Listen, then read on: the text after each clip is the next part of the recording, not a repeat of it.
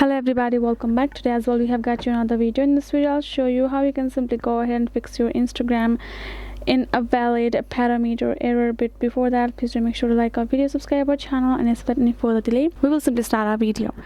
So for the matter, the first thing would be for us to access our Instagram, and whenever you have got that particular like notification appear on your Instagram, whenever you're trying to use it, you make sure to take a simply a screenshot.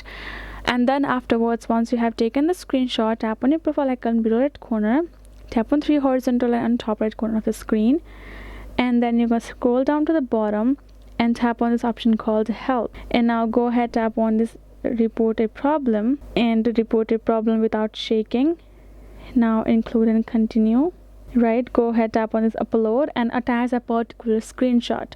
Once you're done, simply write down a message saying that, hey, I am encountering this invalid parameter error in my account and it is causing me problems. So why is it? I haven't done anything wrong. Let me know how I can fix it, or I want it to be fixed as soon as possible.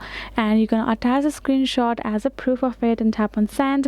And the key thing is, make sure to send this report as many as possible, so in the help center of Instagram they can access it quickly and help you out the first.